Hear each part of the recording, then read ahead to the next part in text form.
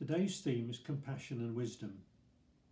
At Gibeon, the Lord appeared to Solomon during the night in a dream, and God said, "Ask for whatever you want me to give you." Solomon answered, "You have shown great kindness to your servant, my father David, because he was faithful to you and righteous and upright in heart. You have continued this great kindness to him and given him a son to sit on his throne this very day.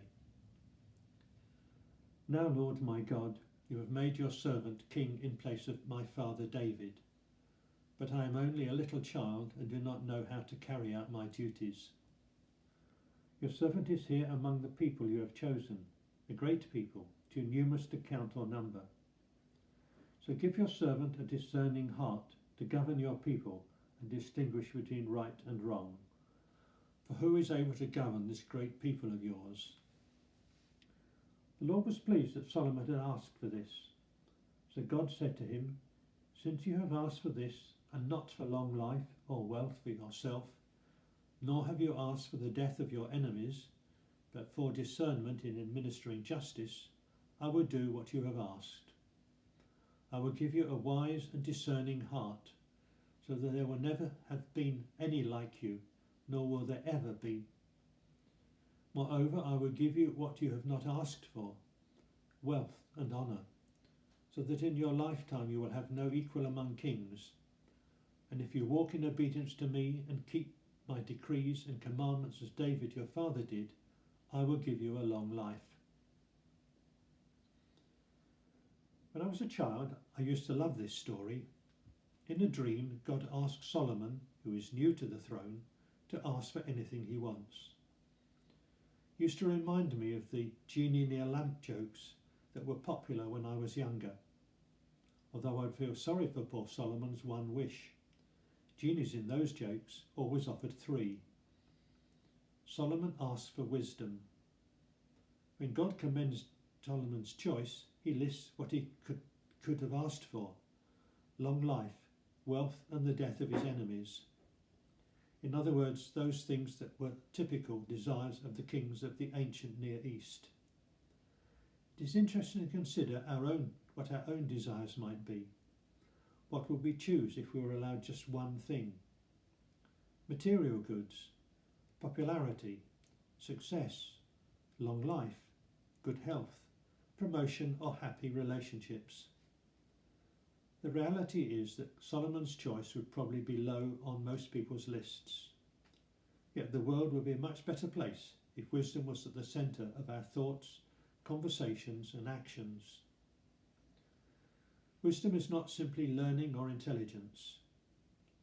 Knowledge is knowing that a tomato is a fruit, but wisdom is knowing not to put it in the fruit salad, as Brian O'Driscoll, the former Ireland rugby captain, told a confused press conference after one match.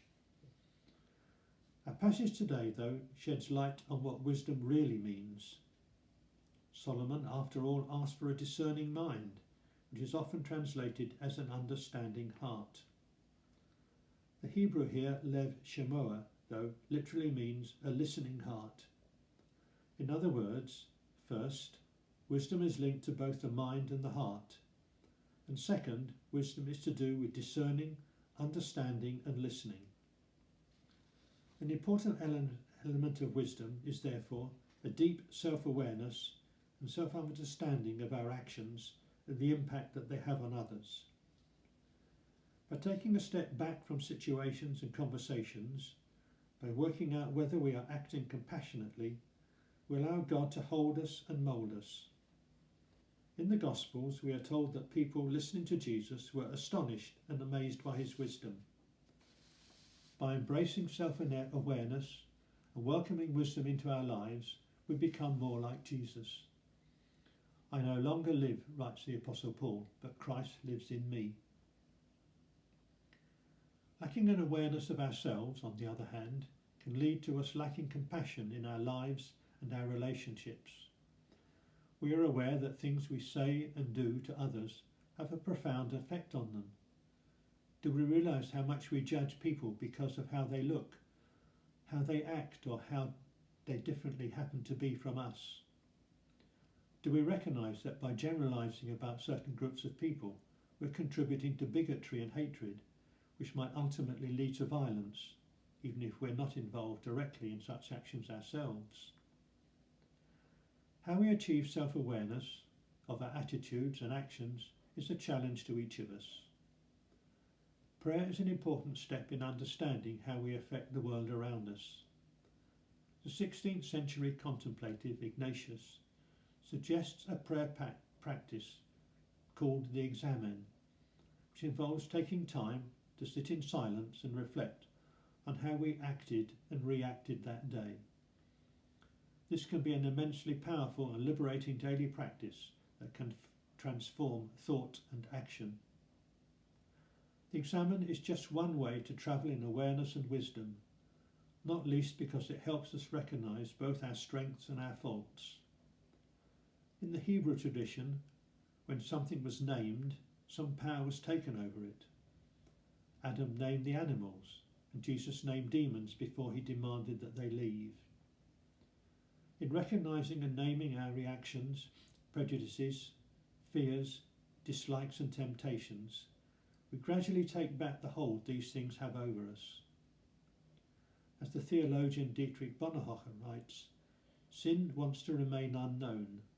It shuns the light. In the darkness of the unexpected, it poisons the whole being of a person. Through a process of honest self-awareness, we can be liberated to embrace wisdom and so see ourselves and others as God sees us all. Broken but loved unconditionally, hurt but hopeful, struggling but fully accepted. As such, this self-examination awareness must not lead to captivity and guilt, but to a wisdom that brings the freedom of a truly compassionate life. A reflection. Perhaps the examen this evening. If you like, light a candle to remind yourself of God's presence. Sit in silence and reflect on your day, how you acted, how you reacted. As you view the day, thank God for the gifts you have received, but also pay attention to how you might have come across to others. Then leave the day with God and commit that tomorrow you will actively bring compassion, peace and joy to the lives of others.